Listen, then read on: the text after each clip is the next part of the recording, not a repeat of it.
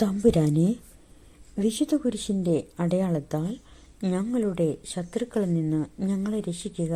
ഞങ്ങളുടെ തമ്പുരാനെ, പിതാവിൻ്റെയും പുത്രൻ്റെയും പരിശുദ്ധാത്മാവിൻ്റെയും നാമത്തിൽ ആമേൻ. ആദ്യമുതൽ ഉണ്ടായിരുന്നതും ഞങ്ങൾ കേട്ടതും സ്വന്തം കണ്ണുകൊണ്ട് കണ്ടതും സൂക്ഷിച്ചു വീക്ഷിച്ചതും കൈകൊണ്ട് സ്പർശിച്ചതുമായ ജീവന്റെ വചനത്തെപ്പറ്റി ഞങ്ങൾ അറിയിക്കുന്നു.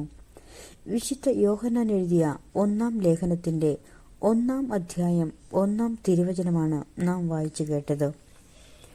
സംഖ്യയുടെ പുസ്തകം 9-ാം അധ്യായം. 2-ാമത്തെ പെസഹ. ഇസ്രായേൽ ജനം ഈജിപ്തിൽ നിന്ന് പുറപ്പെട്ടതിൻ്റെ 2-ാം വർഷം 1-ാം മാസം സീനായ് മരുഭൂമിയിൽ വെച്ച് കർത്താവ് മോശയോട് അരുളി ചെയ്തു, ഇസ്രായേൽ ജനം നിശ്ചിത സമയത്ത് തന്നെ പെസഹ ആഘോഷിക്കണം. ഈ മാസം 14-ാം ദിവസം വൈകുന്നേരം എല്ലാ നിയമങ്ങളും ചട്ടങ്ങളും അനുസരിച്ച് നിങ്ങൾ പെസഹ ആചരിക്കണം. പെസഹ ആചരിക്കണമെന്ന് ഇസ്രായേൽ ജനത്തെ മോശ അറിയിച്ചു. അങ്ങനെ അവർ 1-ാം മാസം 14-ാം ദിവസം വൈകുന്നേരം സീനായ് മരുഭൂമിയിൽ വെച്ച് പെസഹ ആചരിച്ചു. കർത്താവ് മോശയോട് കൽപ്പിച്ചതനുസരിച്ച് ഇസ്രായേൽ പ്രവർത്തിച്ചു. ശവശരീരം സ്പർശിച്ച് അശുദ്ധരായതുകൊണ്ട് ആ ദിവസം പെസഹ ആചരിക്കാൻ കഴിയാത്ത ചിലരുണ്ടായിരുന്നു. അവർ മോശയുടെയും അഹ്റോന്റെയും അടുത്ത് ചെന്ന് പറഞ്ഞു, ഞങ്ങൾ മൃതശരീരം സ്പർശിച്ച് അശുദ്ധരായി. എന്നാൽ നിശ്ചിത സമയത്ത് ഇസ്രായേലിലെ മറ്റ് ആളുകളോട് ചേർന്ന് കർത്താവിന് കാഴ്ച സമർപ്പിക്കുന്നതിൽ നിന്ന് ഞങ്ങളെ തടയേണ്ടതുണ്ടോ? മോശ പറഞ്ഞു, കർത്താവ് തൻ്റെ ഹിതം എന്നെ അറിയിക്കുന്നതുവരെ കാത്തിരിക്കുക. കർത്താവ് മോശയോട് അരുളി ചെയ്തു, ഇസ്രായേൽ ജനത്തോട് പറയുക, നിങ്ങളോ നിങ്ങളുടെ മക്കളിൽ ആരെങ്കിലുമോ ശവശരീരം സ്പർശിച്ച് അശുദ്ധരാവുകയോ ദൂരയാത്രയിലായിരിക്കുകയോ ചെയ്താലും അവർ കർത്താവിന് പെസഹ ആചരിക്കണം. 2-ാം മാസം 14-ാം ദിവസം വൈകുന്നേരം അവരത് ആചരിക്കണം. പുളിപ്പില്ലാത്ത അപ്പവും കയ്പുള്ള ഇലയും കൂട്ടി പെസഹ ഭക്ഷിക്കണം. പ്രഭാതത്തിലേക്ക് ഒന്നും അവശേഷിക്കരുത്. മൃഗത്തിൻ്റെ അസ്ഥി ഒന്നും ഒടിക്കുകയും അരുത്. നിയമങ്ങളനുസരിച്ച് അവർ പെസഹ ആചരിക്കണം. എന്നാൽ ഒരുവൻ അശുദ്ധനല്ല, യാത്രയിലുമല്ല എങ്കിലും പെസഹ ആചരിക്കുന്നതിൽ നിന്ന് ഒഴിഞ്ഞു മാറുന്നെങ്കിൽ അവൻ നിശ്ചിത സമയത്ത് കർത്താവിന് കാഴ്ച നൽകാത്തതുകൊണ്ട് സ്വജനത്തിൽ നിന്ന് വിച്ഛേദിക്കപ്പെടണം. അവൻ തൻ്റെ പാപത്തിൻ്റെ ഫലം വഹിക്കണം. നിങ്ങളുടെ ഇടയിൽ വന്നു പാർക്കുന്ന പരദേശി കർത്താവിന് പെസഹ ആചരിക്കുന്നെങ്കിൽ നിയമങ്ങളും വിധികളും അനുസരിച്ച് അവനത് നിർവഹിക്കണം. പരദേശിക്കും സ്വദേശിക്കും ഒരേ നിയമം തന്നെ. കൂടാര മുകളിൽ മേഘം. സാക്ഷി കൂടാരം സ്ഥാപിച്ച ദിവസം മേഘം അതിനെ ആവരണം ചെയ്തു. അഗ്നി പോലെ പ്രകാശിച്ചുകൊണ്ട് സന്ധ്യ മുതൽ പ്രഭാതം വരെ അത് കൂടാരത്തിന് മുകളിൽ നിന്നു. നിരന്തരമായി അത് അങ്ങനെ നിന്നു. പകൽ മേഘവും രാത്രി അഗ്നിരൂപവും കൂടാരത്തെ ആവരണം ചെയ്തിരുന്നു. മേഘം കൂടാരത്തിൽ നിന്ന് ഉയരുമ്പോൾ ഇസ്രായേൽ ജനം യാത്ര തിരിക്കും. മേഘം നിൽക്കുന്നിടത്ത് അവർ പാളയമടിക്കും. കർത്താവിൻ്റെ കൽപ്പനയനുസരിച്ച് ഇസ്രായേൽ ജനം യാത്ര പുറപ്പെട്ടു. അവിടുത്തെ കൽപ്പന പോലെ അവർ പാളയമടിച്ചു. മേഘം കൂടാരത്തിനു മുകളിൽ നിശ്ചലമായി നിൽക്കുന്നിടത്തോളം സമയം അവർ പാളയത്തിൽ തന്നെ കഴിച്ചുകൂട്ടി. മേഘം ദീർഘനാൾ കൂടാരത്തിനു മുകളിൽ നിന്നപ്പോഴും ഇസ്രായേൽ കർത്താവിൻ്റെ കൽപ്പന അനുസരിക്കുകയും യാത്ര പുറപ്പെടാതിരിക്കുകയും ചെയ്തു. ചിലപ്പോൾ ഏതാനും ദിവസം മാത്രം മേഘം കൂടാരത്തിനു മുകളിൽ നിന്നു. അപ്പോഴും കർത്താവിൻ്റെ കൽപ്പന അനുസരിച്ച് അവർ പാളയത്തിൽ തന്നെ വസിച്ചു. അവിടുത്തെ കൽപ്പന അനുസരിച്ച് മാത്രമേ അവർ യാത്ര പുറപ്പെട്ടുള്ളൂ. ചിലപ്പോൾ മേഘം സന്ധ്യ മുതൽ പുലർച്ചെ വരെ മാത്രം നിൽക്കും. പ്രഭാതത്തിൽ മേഘം ഉയരുമ്പോൾ അവർ യാത്ര പുറപ്പെടും. പകലോ രാത്രിയോ ആയാലും മേഘം ഉയരുമ്പോൾ അവർ പുറപ്പെടും. മേഘം 2 ദിവസമോ 1 മാസമോ അതിൽ കൂടുതലോ കൂടാരത്തിന് മുകളിൽ നിന്നാലും അവർ യാത്ര തുടരാതെ പാളയത്തിൽ തന്നെ വസിക്കും. മേഘം ഉയരുമ്പോൾ അവർ യാത്ര തുടരും. കർത്താവിൻ്റെ കൽപ്പനയനുസരിച്ചാണ് അവർ പാളയമടിക്കുകയും യാത്ര പുറപ്പെടുകയും ചെയ്തിരുന്നത്. അവിടുന്ന് മോശ വഴി നൽകിയ കൽപ്പനയനുസരിച്ച് അവർ പ്രവർത്തിച്ചു. സംഖ്യയുടെ പുസ്തകം അധ്യായം 10. കാഹളം. കർത്താവ് മോശയോട് അരുളി ചെയ്തു, അടിച്ചു പരത്തിയ വെള്ളി കൊണ്ട് 2 കാഹളം നിർമ്മിക്കുക. സമൂഹത്തെ വിളിച്ചു കൂട്ടാനും പാളയത്തിൽ നിന്ന് പുറപ്പെടാനും അവ മുഴക്കണം. അവ രണ്ടും ഒന്നിച്ചു മുഴക്കുമ്പോൾ സമൂഹം മുഴുവനും സമാഗമ കൂടാരവാതിൽക്കൽ നിന്റെ മുമ്പിൽ സമ്മേളിക്കണം. ഒരു കാഹളം മാത്രം ഊതിയാൽ ഇസ്രായേലിലെ ഗോത്രത്തലവന്മാരായ നായകന്മാർ മാത്രം നിന്റെ മുമ്പിൽ ഒന്നിച്ചു കൂടണം. സന്നാഹത്തിനുള്ള ആദ്യ കാഹളം മുഴങ്ങുമ്പോൾ കിഴക്ക് വശത്തുള്ള പാളയങ്ങൾ പുറപ്പെടണം. അത് രണ്ടാം പ്രാവശ്യം മുഴങ്ങുമ്പോൾ തെക്ക് വശത്തുള്ള പാളയങ്ങൾ പുറപ്പെടണം. യാത്ര പുറപ്പെടേണ്ടപ്പോഴൊക്കെ സന്നാഹധ്വനി ഉയർത്തണം. സമൂഹം ഒന്നിച്ചുകൂടാൻ കാഹളം ഊതുമ്പോൾ സന്നാഹധ്വനി മുഴക്കരുത്. അഹറോന്റെ പുത്രന്മാരാണ് കാഹളം മുഴക്കേണ്ടത്. ഇത് നിങ്ങൾക്ക് തലമുറ തോറും എന്നേക്കുമുള്ള നിയമമായിരിക്കും. നിങ്ങളുടെ ദേശത്ത് നിങ്ങളെ ഞെരുക്കുന്ന ശത്രുവിനെതിരെ യുദ്ധത്തിന് പോകുമ്പോൾ നിങ്ങളുടെ ദൈവമായ കർത്താവ് നിങ്ങളെ ഓർക്കുന്നതിനും ശത്രുവിൽ നിന്ന് നിങ്ങൾ രക്ഷിക്കപ്പെടുന്നതിനും കാഹളങ്ങൾ സന്നാഹധ്വനി മുഴക്കണം. നിങ്ങളുടെ സന്തോഷത്തിന്റെ ദിനങ്ങളിലും നിർദ്ദിഷ്ടമായ ഉത്സവങ്ങളിലും മാസാരംഭങ്ങളിലും ദഹനബലികളിലും സമാധാന ബലികളും അർപ്പിക്കുമ്പോഴും കാഹളം ഊതണം. അപ്പോൾ നിങ്ങളുടെ ദൈവം നിങ്ങളെ ഓർമ്മിക്കും. ഞാൻ നിങ്ങളുടെ ദൈവമായ കർത്താവാണ്. സീനായിൽ നിന്ന് പുറപ്പെടുന്നു. 2-ാം വർഷം 2-ാം മാസം 20-ാം ദിവസം സാക്ഷ്യകൂടാരത്തിനു മുകളിൽ നിന്ന് മേഘമുയർന്നു. അപ്പോൾ ഇസ്രായേൽ ജനം ഗണങ്ങളായി സീനായി മരുഭൂമിയിൽ നിന്ന് പുറപ്പെട്ടു. മേഘം പാരാൻ മരുഭൂമിയിൽ ചെന്നു നിന്നു. മോശ വഴി കർത്താവ് നൽകിയ കൽപ്പനയനുസരിച്ച് അവർ ആദ്യമായി യാത്ര പുറപ്പെട്ടു. യൂദാഗോത്രം ഗണങ്ങളായി പതാകയുമേന്തി ആദ്യം പുറപ്പെട്ടു. അമിനാദാബിന്റെ മകൻ നക്ഷോനായിരുന്നു അവരുടെ നായകൻ. ഇസാഖർ ഗോത്രത്തിന് മുമ്പിൽ നടന്നത് സുവാറിന്റെ മകൻ നെത്തനേൽ ആണ്. സെബുലൂൺ ഗോത്രത്തെ നയിച്ചത് ഹെലോനിന്റെ പുത്രൻ എലിയാബാണ്. കൂടാരം അഴിച്ചിറക്കിയപ്പോൾ ഗർഷോന്റെയും മെറാറിയുടെയും പുത്രന്മാർ അത് വഹിച്ചുകൊണ്ട് പുറപ്പെട്ടു. അനന്തരം റൂബൻ ഗണങ്ങളായി പതാകയേന്തി പുറപ്പെട്ടു.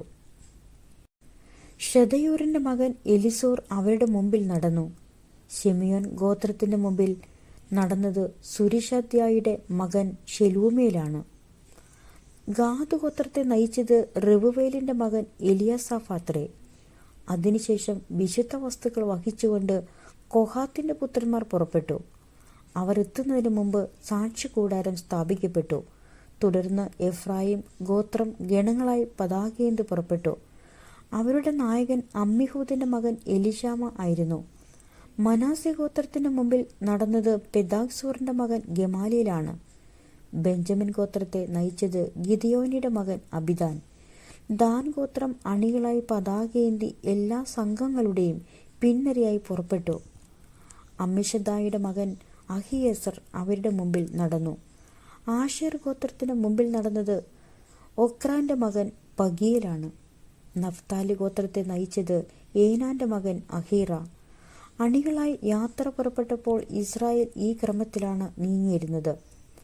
തന്റെ അമ്മായിയപ്പനായ മിദിയാൻകാരൻ റെവുവേലിന്റെ മകൻ ഹോബാബിനോട് മോശ പറഞ്ഞു, കർത്താവ് ഞങ്ങൾക്ക് നൽകുമെന്ന് അരുളി ചെയ്ത സ്ഥലത്തേക്ക് ഞങ്ങൾ പുറപ്പെടുകയാണ്.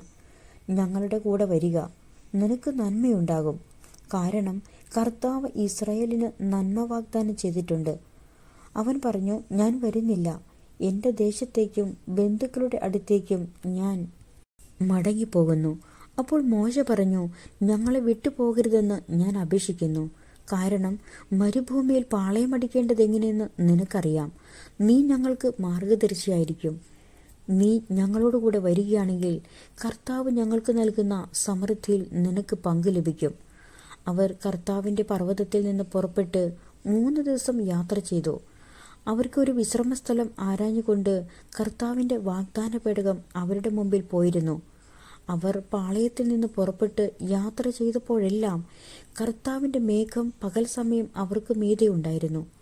പേടകം പുറപ്പെട്ടപ്പോഴെല്ലാം മോശ പ്രാർത്ഥിച്ചു, കർത്താവെ ഉണരുക, അങ്ങയുടെ ശത്രുക്കൾ ചിതറിപ്പോകട്ടെ, അങ്ങയെ ദ്വേഷിക്കുന്നവർ പലായനം ചെയ്യട്ടെ. പേടകം നിശ്ചലമായപ്പോൾ അവൻ പ്രാർത്ഥിച്ചു, കർത്താവെ അവിടുന്ന് ഇസ്രായേലിൻ്റെ 10,000ങ്ങളിലേക്ക് തിരിച്ചു വന്നാലും. സംഖ്യയുടെ പുസ്തകം അധ്യായം 11. ജനം പരാതിപ്പെടുന്നു. കർത്താവിന് അനിഷ്ടമാകത്തക്ക വിധം ജനം പിറുപിറുത്തു. അത് കേട്ടപ്പോൾ കർത്താവിൻ്റെ കോപം ജ്വലിച്ചു. അവിടുത്തെ അഗ്നി അവരുടെ ഇടയിൽ പടർന്നു കത്തി. അത് പാളയത്തിന്റെ ചില ഭാഗങ്ങൾ ദഹിപ്പിച്ചു കളഞ്ഞു. ജനം മോശയോട് നിലവിളിച്ചു. അവൻ കർത്താവിനോട് പ്രാർത്ഥിച്ചു. അഗ്നി ശമിക്കുകയും ചെയ്തു. കർത്താവിന്റെ കോപാഗ്നി അവരുടെ ഇടയിൽ ജ്വലിച്ചതിനാൽ ആ സ്ഥലത്തിന് തബേര എന്നു പേരായി. ഇസ്രായേലിയരുടെ ഇടയിൽ ഉണ്ടായിരുന്ന അന്യവർഗക്കാർ ദുരാഗ്രഹങ്ങൾക്ക് അടിമകളായി. ഇസ്രായേലിയരും സങ്കടം പറച്ചിൽ തുടർന്നു. ആരാണ് ഞങ്ങൾക്ക് ഭക്ഷിക്കാൻ മാംസം തരിക? ഈജിപ്തിൽ വെറുതെ കിട്ടിയിരുന്ന മത്സ്യം, വെള്ളരിക്ക, മത്തങ്ങ, സവോള, ചെമന്നുള്ളി, വെള്ളുള്ളി ഇവയൊക്കെ ഞങ്ങൾ ഓർക്കുന്നു. ഇവിടെ ഞങ്ങളുടെ പ്രാണൻ പോകുന്നു. ഈ മന്നയല്ലാതെ മറ്റൊന്നും കാണാനില്ല. മന്നയ്ക്ക് കൊത്താമ്പലരിയുടെ ആകൃതിയും ഗുൽഗുലുവിന്റെ നിറവുമായിരുന്നു. ജനം ചുറ്റി നടന്ന് അത് ശേഖരിച്ച് തിരികല്ലിലോ ഉരലിലോ ഇട്ട് പൊടിച്ച് കലത്തിൽ വേവിച്ച് അപ്പമുണ്ടാക്കി പോന്നു. എണ്ണ ചേർത്ത് ചുട്ട അപ്പത്തിൻ്റെത് പോലെയായിരുന്നു അതിൻ്റെ രുചി. രാത്രി പാളയത്തിനുമേൽ മഞ്ഞു പെയ്യുമ്പോൾ മന്നയും പൊഴിയും. ഇസ്രായേൽ കുടുംബങ്ങൾ ഓരോന്നും സ്വന്തം കൂടാരവാതിൽക്കൽ ഇരുന്ന് വിലപിക്കുന്നത് മോശ കേട്ടു. കർത്താവിൻ്റെ കോപം ആളിക്കത്തി. മോശയ്ക്ക് നീരസം ജനിച്ചു. മോശ കർത്താവിനോട് പറഞ്ഞു, അങ്ങയുടെ ദാസനോട് ഇത്ര കഠിനമായി വർത്തിക്കുന്നത് എന്തുകൊണ്ട്? അങ്ങ് എന്നോട് കൃപ കാട്ടാത്തത് എന്തുകൊണ്ട്? ഈ ജനത്തിൻ്റെ ഭാരമെല്ലാം എൻ്റെ മേൽ ചുമത്തിയിരിക്കുന്നു. ഞാനാണോ ഈ ജനത്തെ ഗർഭം ധരിച്ചത്? അവരുടെ പിതാക്കന്മാർക്ക് അവിടുന്ന് വാഗ്ദാനം ചെയ്ത ദേശത്തേക്ക് മുല കുടിക്കുന്ന കുഞ്ഞിനെ ധാത്രി എന്ന പോലെ മാറിൽ വഹിച്ചു കൊണ്ടുപോകുക എന്ന് എന്നോട് പറയുവാൻ ഞാനാണോ അവരെ പ്രസവിച്ചത്? ഈ ജനത്തിനെല്ലാം നൽകാൻ എവിടെ നിന്ന് മാംസം കിട്ടും? ഞങ്ങൾക്ക് ഭക്ഷിക്കാൻ മാംസം തരിക എന്ന് പറഞ്ഞ് അവർ കരയുന്നു. ഈ ജനത്തെ മുഴുവൻ താങ്ങാൻ ഞാൻ ശക്തനല്ല. അത് എൻ്റെ കഴിവിന് അതീതമാണ്. ഇപ്രകാരമാണ് അവിടുന്ന് എന്നോട് വർത്തിക്കുന്നതെങ്കിൽ കൃപ തോന്നി എന്നെ ഉടനെ കൊന്നുകളയണം. ഈ കഷ്ടത ഞാൻ കാണാതിരിക്കട്ടെ. 70 നേതാക്കന്മാർ. കർത്താവ് മോശയോട് അരുളി ചെയ്തു, ജനത്തിലെ ശ്രേഷ്ഠന്മാരിലും പ്രമാണികളിൽ നിന്ന് 70 പേരെ വിളിച്ചു കൂട്ടുക. അവരെ സമാഗമ കൂടാരത്തിങ്കൽ കൊണ്ടുവരിക. അവർ അവിടെ നിന്നോടൊപ്പം നിൽക്കട്ടെ. ഞാൻ ഇറങ്ങി വന്ന് നിന്നോട് സംസാരിക്കും. നിന്റെ മേലുള്ള ചൈതന്യത്തിൽ നിന്ന് ഒരു ഭാഗം അവരിലേക്ക് ഞാൻ പകരും. ജനത്തിൻ്റെ ചുമതല നിന്നോടൊപ്പം അവരും വഹിക്കും. നീ ഒറ്റയ്ക്ക് വഹിക്കേണ്ട. ജനത്തോട് പറയുക, നാളത്തേക്ക് നിങ്ങളെ തന്നെ ശുദ്ധീകരിക്കുക. നിങ്ങൾക്ക് ഭക്ഷിക്കാൻ മാംസം ലഭിക്കും. ഞങ്ങൾക്ക് ഭക്ഷിക്കാൻ മാംസം ആര് തരും? ഈജിപ്തിൽ ഞങ്ങൾ സന്തുഷ്ടരായിരുന്നുവെന്നും കർത്താവിനോട് നിങ്ങൾ പരാതിപ്പെട്ടു. അതിനാൽ കർത്താവ് നിങ്ങൾക്ക് മാംസം തരും. നിങ്ങൾ ഭക്ഷിക്കുകയും ചെയ്യും. 1, 2, 5, 10, 20 ദിവസത്തേക്കല്ല നിങ്ങളത് തിന്നുക. നിങ്ങളുടെ മൂക്കിലൂടെ പുറത്തു വന്ന് ഓക്കാനം വരുന്നതുവരെ 1 മാസത്തേക്ക് നിങ്ങളത് ഭക്ഷിക്കും. എന്തുകൊണ്ടെന്നാൽ നിങ്ങളുടെ ഇടയിൽ വസിക്കുന്ന കർത്താവിനെ നിങ്ങൾ ഉപേക്ഷിക്കുകയും ഈജിപ്തിൽ നിന്ന് പോന്നത് ബുദ്ധിമോശമായി പോയി എന്ന് വിലപിക്കുകയും ചെയ്തു. മോശ കർത്താവിനോട് പറഞ്ഞു, എന്നോടൊത്ത് 6 ലക്ഷം യോദ്ധാക്കൾ തന്നെയുണ്ട്. എന്നിട്ടും അങ്ങ് പറയുന്നു 1 മാസത്തേക്ക് അവർക്ക് ഭക്ഷിക്കാൻ മാംസം നൽകാമെന്ന്. ആടുകളെയും കാളകളെയും അവർക്ക് മതിയാവോളം അറക്കുമോ? അവർക്ക് തൃപ്തിയാവോളം കടലിലെ മത്സ്യത്തെ ഒരുമിച്ച് കൂട്ടുമോ? കർത്താവ് മോശയോട് അരുളി ചെയ്തു, എൻ്റെ കൈക്ക് നീളം കുറഞ്ഞു പോയോ? എൻ്റെ വാക്ക് നിറവേറുമോ ഇല്ലയോ എന്ന് നീ കാണും. മോശ പുറത്തു ചെന്ന് കർത്താവിൻ്റെ വാക്കുകൾ ജനത്തെ അറിയിച്ചു. അവരുടെ നേതാക്കളിൽ നിന്ന് 70 പേരെ ഒരുമിച്ച് കൂട്ടി കൂടാരത്തിന് ചുറ്റും നിർത്തി. കർത്താവ് മേഘത്തിൽ ഇറങ്ങിവന്ന് അവനോട് സംസാരിച്ചു. അവിടുന്ന് മോശയുടെ മേലുണ്ടായിരുന്ന ചൈതന്യത്തിൽ ഒരു ഭാഗം 70 നേതാക്കന്മാരുടെ മേൽ പകർന്നു. അപ്പോൾ അവർ പ്രവചിച്ചു. പിന്നീട് അവർ പ്രവചിച്ചിട്ടില്ല. എൽദാദ്, മെദാദ് എന്നീ 2 പേർ പാളയത്തിനുള്ളിൽ തന്നെ കഴിഞ്ഞു. അവർക്കും ചൈതന്യം ലഭിച്ചു. അവർ പട്ടികയിൽ ഉൾപ്പെട്ടിരുന്നെങ്കിലും കൂടാരത്തിന്റെ സമീപത്തേക്ക് പോയിരുന്നില്ല. അവർ പാളയത്തിന് ഉള്ളിൽ വെച്ച് തന്നെ പ്രവചിച്ചു. എൽദാദും മെദാദും പാളയത്തിൽ വെച്ച് പ്രവചിക്കുന്നുവെന്ന് ഒരു യുവാവ് ഓടിച്ചെന്ന് മോശയോട് പറഞ്ഞു. ഇത് കേട്ട് നൂനിന്റെ മകനും മോശയുടെ തിരഞ്ഞെടുക്കപ്പെട്ട ശുശ്രൂഷകരിൽ ഒരുവനുമായ ജോഷുവ പറഞ്ഞു, പ്രഭോ, അവരെ വിലക്കുക. മോശ ജോഷുവയോട് പറഞ്ഞു, എന്നെ പ്രതി നീ അസൂയപ്പെടുന്നുവോ? കർത്താവിൻ്റെ ജനം മുഴുവൻ പ്രവാചകന്മാരാവുകയും അവിടുന്ന് തൻ്റെ ആത്മാവിനെ അവർക്ക് നൽകുകയും ചെയ്തിരുന്നെങ്കിൽ എന്ന് ഞാൻ ആശിക്കുന്നു. മോശയും ഇസ്രായേലിലെ നേതാക്കന്മാരും പാളയത്തിലേക്ക് മടങ്ങി. കാടപ്പക്ഷി. പെട്ടെന്ന് കർത്താവ് ഒരു കാറ്റയച്ചു. ആ കാറ്റ് കടലിൽ നിന്ന് കാടപ്പക്ഷികളെ കൊണ്ടുവന്നു. ഒരു ദിവസത്തെ യാത്രയുടെ ദൂരം വ്യാസാർത്ഥത്തിൽ കൂടാരത്തിന് ചുറ്റും 2 മുഴം ഘനത്തിൽ മൂടിക്കിടക്കത്തക്ക വിധം അത് വീണു. ജനം അന്നു പകലും രാത്രിയും പിറ്റേന്നും കാടപ്പക്ഷികളെ ശേഖരിച്ചു. ഏറ്റവും കുറച്ച് ശേഖരിച്ചവന് പോലും 10 ഹോമർ കിട്ടി. അവർ അത് പാളയത്തിന് ചുറ്റും ഉണങ്ങാനിട്ടു. എന്നാൽ ഇറച്ചി ഭക്ഷിച്ചു കൊണ്ടിരിക്കെ തന്നെ കർത്താവിൻ്റെ കോപം ജനത്തിനെതിരെ ആളിക്കത്തി. ഒരു മഹാമാരി അയച്ച് അവിടുന്ന് അവരെ ശിക്ഷിച്ചു. അത്യാഗ്രഹികളെ സംസ്കരിച്ചതുകൊണ്ട് ആ സ്ഥലത്തിന് കിബ്രോത്ത് ഹത്താവ എന്ന് പേരിട്ടു. കിബ്രോത്ത് ഹത്താവയിൽ നിന്ന് ജനം ഹസേറോത്തിൽ ചെന്ന് താമസിച്ചു. സംഖ്യയുടെ പുസ്തകം 12-ാം അധ്യായം. മിരിയാം ശിക്ഷിക്കപ്പെടുന്നു. മോശയുടെ ഭാര്യയായ കുശി സ്ത്രീയെ പ്രതി മിരിയാമും അഹറോനും അവനെതിരെയായി സംസാരിച്ചു. കർത്താവ് മോശ വഴി മാത്രമാണോ സംസാരിച്ചിട്ടുള്ളത്? ഞങ്ങളിലൂടെയും സംസാരിച്ചിട്ടില്ലേ എന്ന് അവർ ചോദിച്ചു. കർത്താവ് അത് കേട്ടു. മോശ ഭൂമുഖത്തുള്ള എല്ലാ മനുഷ്യരിലും വെച്ച് സൗമ്യനായിരുന്നു.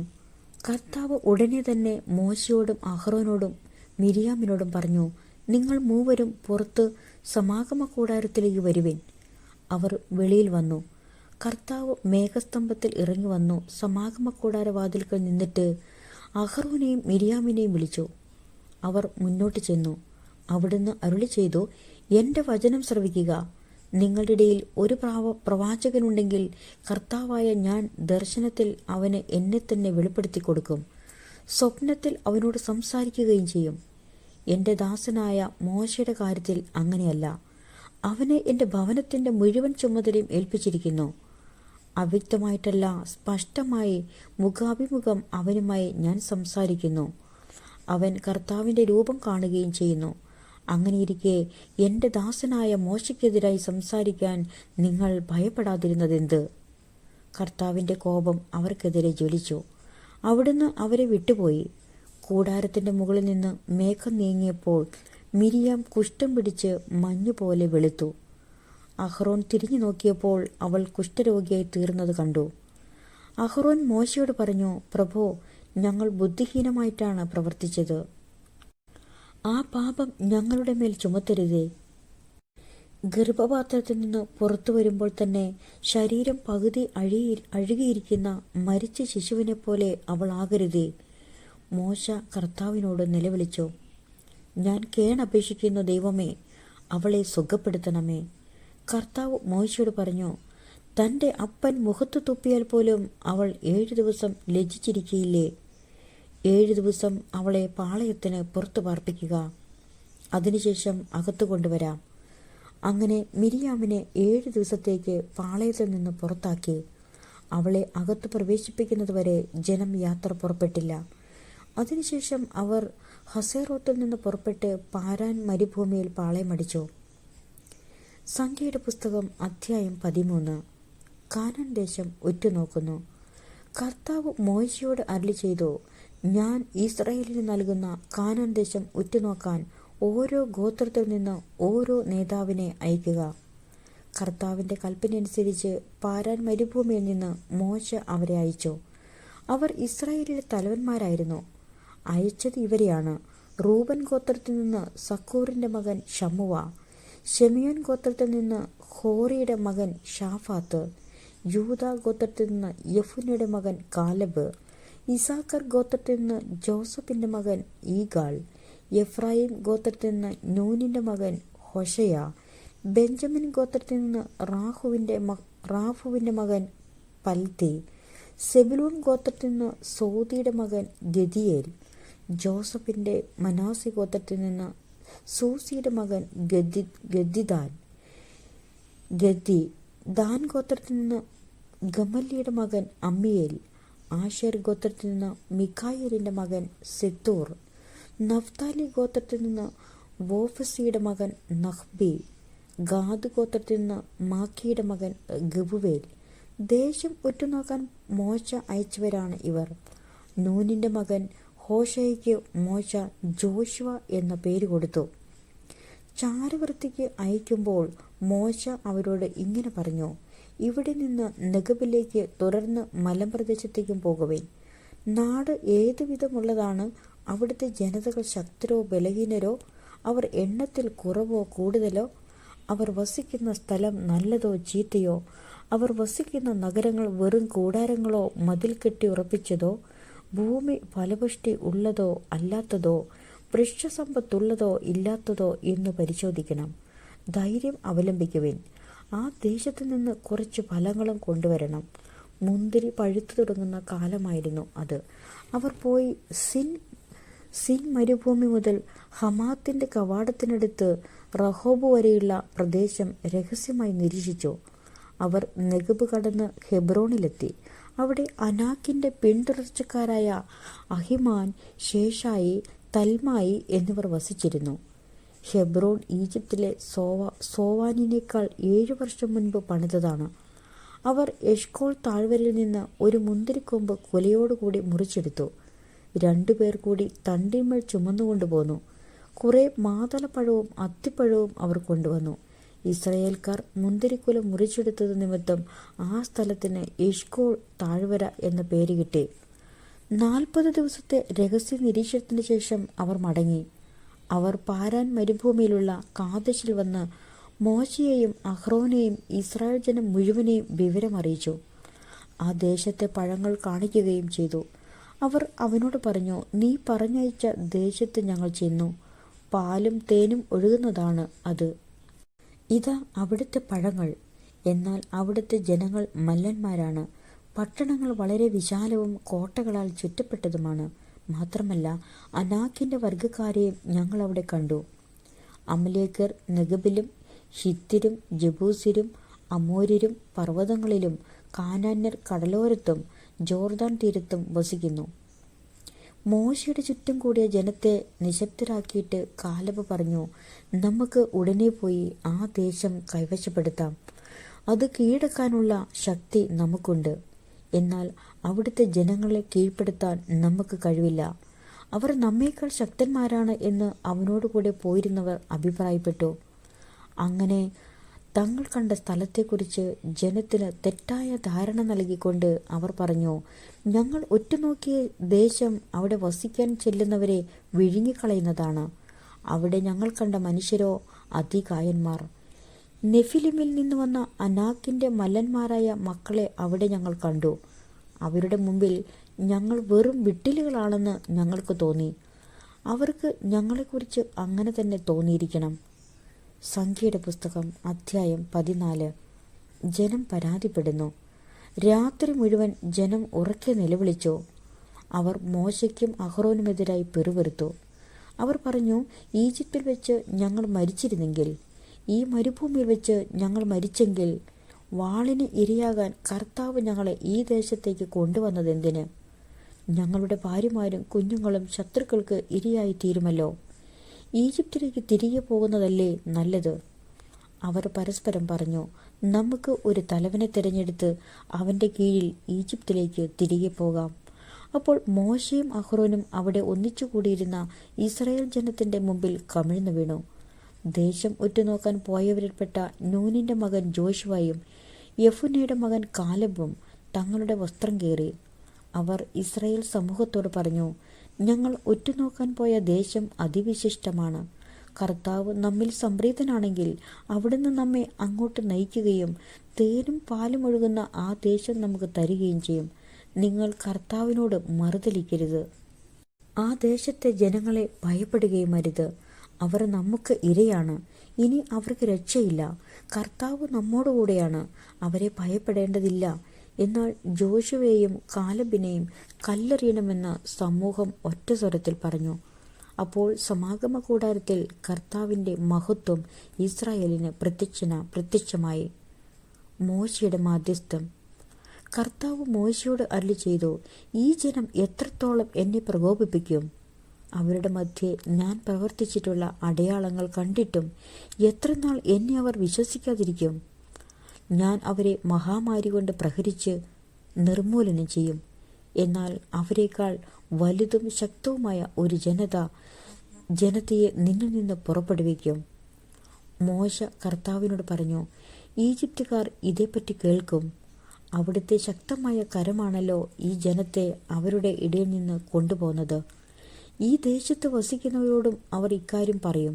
കർത്താവെ, അങ്ങ് ഈ ജനത്തിൻ്റെ മധ്യേ ഉണ്ടെന്ന് അവർ കേട്ടിട്ടുണ്ട്. കാരണം ഈ ജനം അങ്ങയെ അഭിമുഖം കാണുന്നു. അവിടുത്തെ മേഘം ഇവരുടെ മുകളിൽ എപ്പോഴും നിൽക്കുന്നു. പകൽ മേഘസ്തംഭവും രാത്രിയിൽ അഗ്നിസ്തംഭവും കൊണ്ട് അവിടുന്ന് ഇവർക്ക് വഴി കാട്ടുന്നു. അതിനാൽ ഒരൊറ്റയാളെ എന്ന പോലെ അങ്ങ് ഈ ജനത്തെ സംഹരിച്ചു കളഞ്ഞാൽ അങ്ങയുടെ പ്രശസ്തി കേട്ടിട്ടുള്ള ജനതകൾ പറയും, അവർക്ക് കൊടുക്കാമെന്ന് സത്യം ചെയ്ത ദേശത്ത് അവരെ എത്തിക്കാൻ കർത്താവിന് കഴിവില്ലാത്തതുകൊണ്ട് മരുഭൂമിയിൽ വെച്ച് അവൻ അവരെ കൊന്നുകളഞ്ഞു. കർത്താവെ, അങ്ങ് അരുളി ചെയ്തിട്ടുള്ളതുപോലെ അങ്ങയുടെ ശക്തി വലുതാണെന്ന് പ്രകടമാക്കണമേ എന്ന് ഞാൻ പ്രാർത്ഥിക്കുന്നു. കർത്താവെ, അങ്ങ് ക്ഷമാശീലനും അചഞ്ചല സ്നേഹം കവിഞ്ഞൊഴുകുന്നവനുമാണ്. അവിടുന്ന് അകൃത്യവും അപരാധങ്ങളും ക്ഷമിക്കുന്നവനാണ്. എന്നാൽ കുറ്റക്കാരനെ വെറുതെ വിടാതെ പിതാക്കന്മാരുടെ അകൃത്യങ്ങൾക്ക് മക്കളെ 3ഉം 4ഉം തലമുറ വരെ ശിക്ഷിക്കുന്നവനുമാണെന്ന് അങ്ങ് അരുളി ചെയ്തിട്ടുണ്ടല്ലോ. അങ്ങയുടെ കാരുണ്യ അതിരേകത്തിനൊത്ത് യോജിച്ച വിധം ഈജിപ്ത് മുതൽ ഇവിടം വരെ ഈ ജനത്തോട് ക്ഷമിച്ചതുപോലെ ഇപ്പോഴും ഇവരുടെ അപരാധം പൊറുക്കണമെന്ന് അങ്ങയോട് ഞാൻ യാചിക്കുന്നു. അപ്പോൾ കർത്താവ് അരുളി ചെയ്തു, നിന്റെ അപേക്ഷ സ്വീകരിച്ചു, ഞാൻ ക്ഷമിച്ചിരിക്കുന്നു. എന്നാൽ ഞാനാണേ, ഭൂമി നിറഞ്ഞിരിക്കുന്ന എൻ്റെ മഹത്വമാണേ, കർത്താവായ ഞാൻ പറയുന്നു, എൻ്റെ മഹത്വവും ഈജിപ്തിലും മരുഭൂമിയിലും വെച്ച് ഞാൻ ചെയ്ത അടയാളങ്ങളും കണ്ടിട്ടും എന്നെ 10 പ്രാവശ്യം പരീക്ഷിക്കുകയും എൻ്റെ സ്വരം അവഗണിക്കുകയും ചെയ്ത ഈ ജനത്തിൽ ആരും അവരുടെ പിതാക്കന്മാർക്ക് ഞാൻ വാഗ്ദാനം ചെയ്ത ദേശം കാണുകയില്ല. എന്നെ നിന്ദിച്ചവരാരും അത് കാണുകയില്ല. എന്നാൽ എൻ്റെ ദാസനായ കാലബിനെ അവൻ ഉറ്റുനോക്കിയ ദേശത്തേക്ക് ഞാൻ കൊണ്ടുപോകും. അവൻ്റെ സന്തതികൾ അത് കൈവശമാക്കും. എന്തെന്നാൽ അവനെ നയിച്ച ചൈതന്യം വ്യത്യസ്തമാണ്. അവൻ എന്നെ പൂർണ്ണമായി അനുഗമിക്കുകയും ചെയ്തു. താഴ്വരയിൽ അമലേക്കരും കാനാന്യരും പാർക്കുന്നതുകൊണ്ട് നാളെ ചെങ്കടലിലേക്കുള്ള വഴിയിലൂടെ മരുഭൂമിയിലേക്ക് പിന്തിരിയുക. കർത്താവ് മോശയോടും അഹ്റോനോടും അരുളി ചെയ്തു, വഴിപിഴച്ച ഈ സമൂഹം എത്ര നാൾ എനിക്കെതിരെ പിറുപിറുക്കും? എനിക്കെതിരെ ഇസ്രായേൽ ജനം പിറുപിറുക്കുന്നത് ഞാൻ കേട്ടിരിക്കുന്നു. അവരോട് പറയുക, ജീവിക്കുന്നവനായ ഞാൻ ശപഥം ചെയ്യുന്നു, ഞാൻ കേൾക്കെ നിങ്ങൾ പിറുപിറുത്തതുപോലെ ഞാൻ നിങ്ങളോട് ചെയ്യും. നിങ്ങളുടെ ശവങ്ങൾ ഈ മരുഭൂമിയിൽ വീഴും. നിങ്ങളിൽ 20ഉം അതിലേറെയും വയസ്സുള്ളവരിൽ എനിക്കെതിരായി പിറുപിറുത്ത ഒരാൾ പോലും നിങ്ങളെ പാർപ്പിക്കാമെന്ന് ഞാൻ വാഗ്ദാനം ചെയ്ത ദേശത്ത് പ്രവേശിക്കുകയില്ല. യെഫുന്നയുടെ മകൻ കാലബും നൂനിൻ്റെ മകൻ ജോഷുവയും മാത്രം അവിടെ പ്രവേശിക്കും. എന്നാൽ ശത്രുക്കൾക്ക് ഇരയാകുമെന്ന് നിങ്ങൾ ഭയപ്പെട്ട നിങ്ങളുടെ മക്കളെ ഞാൻ അവിടെ പ്രവേശിപ്പിക്കും. നിങ്ങൾ തിരസ്കരിച്ച ആ ദേശം അവർ അനുഭവിക്കും. നിങ്ങളുടെ ശവങ്ങൾ ഈ മരുഭൂമിയിൽ വീഴും. നിങ്ങളിൽ അവസാനത്തെ ആൾ ആ മരുഭൂമിയിൽ വീഴുന്നതുവരെ നിങ്ങളുടെ അവിശ്വസ്തതയ്ക്ക് പ്രായശ്ചിത്തം ചെയ്തുകൊണ്ട് നിങ്ങളുടെ മക്കൾ 40 വർഷം ഈ മരുഭൂമിയിൽ നാടോടികളായി അലഞ്ഞു തിരിയും. 40 ദിവസം നിങ്ങൾ ആ ദേശം രഹസ്യ നിരീക്ഷണം നടത്തി. ഒരു ദിവസത്തിന് 1 വർഷം വീതം 40 വർഷത്തേക്ക് നിങ്ങളുടെ അകൃത്യത്തിന് നിങ്ങൾ പ്രായശ്ചിത്തം ചെയ്യണം. എന്നോട് കാട്ടിയ അവിശ്വസ്തതയുടെ രൂക്ഷത അങ്ങനെ നിങ്ങൾ അറിയും. കർത്താവായ ഞാനാണ് പറയുന്നത്. എനിക്കെതിരെ ഒത്തുചേർന്ന ദുഷ്ടന്മാരുടെ ഈ കൂട്ടത്തോട് തീർച്ചയായും ഞാൻ ഇത് ചെയ്യും. അവരിൽ അവസാനത്തെ മനുഷ്യൻ വരെ ഈ മരുഭൂമിയിൽ മരിച്ചു വീഴും. ദേശം ഒറ്റുനോക്കാൻ മോശ അയക്കുകയും മടങ്ങിവന്ന് തെറ്റായ വാർത്ത പ്രചരിപ്പിച്ച് മോശയ്ക്കെതിരെ ജനം മുഴുവൻ പിറുപിറുക്കാൻ ഇടയാക്കുകയും ചെയ്തവർ മഹാമാരി ബാധിച്ചു കർത്താവിൻ്റെ മുമ്പിൽ മരിച്ചു വീണു. ഒറ്റുനോക്കാൻ പോയവരിൽ നൂനിൻ്റെ മകനായ ജോഷുവയും യെഫുന്നയുടെ മകൻ കാലബും മരിച്ചില്ല. മോശ ഇക്കാര്യം ഇസ്രായേൽ ജനത്തോട് പറഞ്ഞു. അവർ ഏറെ വിലപിച്ചു. പിറ്റേന്ന് അതിരാവിലെ എഴുന്നേറ്റ് അവർ മലമുകളിലേക്ക് പോകാനൊരുങ്ങി. അവർ പറഞ്ഞു, ഞങ്ങൾ പാപം ചെയ്തു പോയി. എന്നാൽ കർത്താവ് വാഗ്ദാനം ചെയ്ത ദേശത്തേക്ക് പോകാൻ ഇപ്പോഴിതാ ഞങ്ങൾ തയ്യാറാണ്. അപ്പോൾ മോശ പറഞ്ഞു, നിങ്ങൾ എന്തിന് കർത്താവിൻ്റെ കൽപ്പന ലംഘിക്കുന്നു? അതൊരിക്കലും വിജയിക്കില്ല. ശത്രുക്കളുടെ മുമ്പിൽ തോൽക്കാതിരിക്കാൻ നിങ്ങളിപ്പോൾ മുകളിലേക്ക് കയറരുത്. എന്തെന്നാൽ കർത്താവ് നിങ്ങളോട് കൂടെയില്ല. അമലേക്യരും കാനാന്യരും നിങ്ങൾക്കെതിരെ നിൽക്കും. നിങ്ങൾ അവരുടെ വാളിനിരയാകും. കർത്താവിന് പുറംതിരിഞ്ഞിരിക്കുന്നതിനാൽ അവിടുന്ന് നിങ്ങളോടുകൂടെ ഉണ്ടായിരിക്കുകയില്ല. കർത്താവിൻ്റെ വാഗ്ദാന പേടകമോ മോശയോ പാളയത്തിൽ നിന്ന് ഇറങ്ങിച്ചെല്ലാതിരുന്നിട്ടും അവർ ധിക്കാരപൂർവ്വം മലയിലേക്ക് കയറി.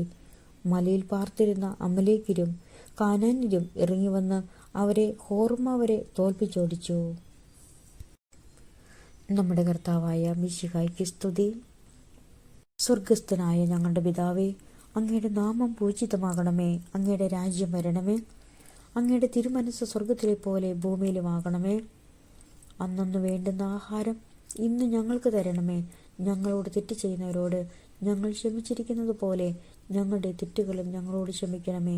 ഞങ്ങൾ പ്രലോഭനത്തിൽ വീഴാൻ ഇടയാകരുതേ. ദുഷ്ടാരൂപിയിൽ നിന്നും ഞങ്ങളെ രക്ഷിച്ചു കൊള്ളണമേ.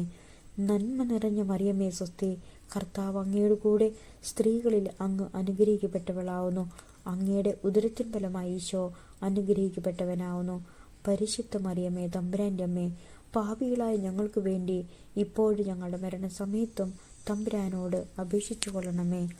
പിതാവിൻ്റെയും പുത്രൻ്റെയും പരിശുദ്ധാത്മാവിൻ്റെയും നാമത്തിൽ ആമേൻ. ആദിയിലെ പോലെ ഇപ്പോഴും എപ്പോഴും എന്നേക്കും ആമേൻ.